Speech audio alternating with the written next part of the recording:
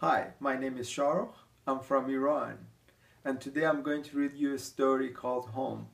It's from the book Muhammad, the Story of a Prophet and Reformer by my friend Sarah Conover.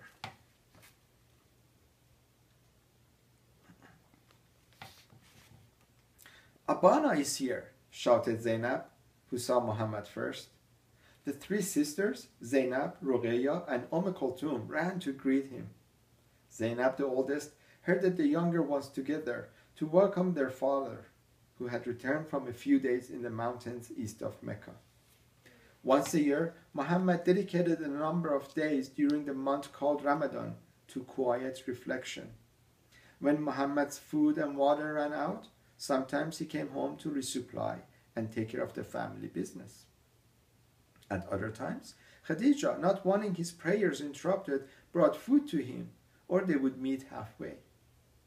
Kulthum, the youngest but for the new infant, trembled with eagerness when her father entered the courtyard. Her older sisters kept her in check. Muhammad kneeled down and opened his arms wide. The girls rushed over and leapt into them, each talking over the other. "Abi, did you miss us?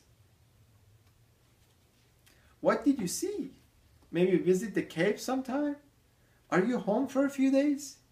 Did you bring us something special from your mountain?" Khadija laughed. Leaning against the doorway, she watched the happy reunion. To the children, even a few days away from their father was an eternity.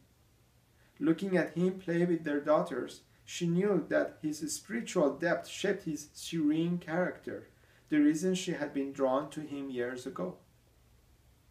Muhammad needed times of solitude, always returning to the cave on the mountain of light.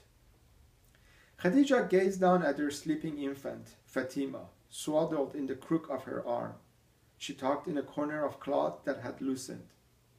Looking at the baby brought her tears of both thanks and sorrow. Sometimes the babe reminded her of her firstborn Qasim. He had not lived long past infancy. Khadija rocked Fatima ever so slightly, as if filling her with a prayer for a long and healthy life. Muhammad peeked over the girls' heads at his wife and smiled. Khadija beamed back and then turned to attend to the last details of dinner. Expecting his return today, she and the servants prepared a feast of lamb stew, bread, and a cucumber salad. She laid the baby on the sleeping mat in the care of a servant and walked back outside to the courtyard and fire pit. The barley dough still needed attention. She kneaded the dough with the heels of her hands until it softened, then formed it into small balls between her palms and rolled them out into small discs. Khadija took a deep breath, remembering how much had changed in her life since she had heard of the trustworthy one and tested his trustworthiness for herself. Wiping a bead of sweat from her brow, she knew that the other people considered them an unusual couple, Khadija the elder, Muhammad the younger. Perhaps, she thought, precisely because of this difference in age and experience, he consulted her before anyone else on all serious matters. When she thought about the women she had seen whose husbands ruled them through brute strength, she felt especially thankful. Her relationship with Muhammad overturned a number of traditions. She was not his property, and her wealth belonged only to her. Further, he did not shy away from the household work of women and servants. He liked to mend his own clothes and sandals. She looked up and watched Muhammad dote on the children.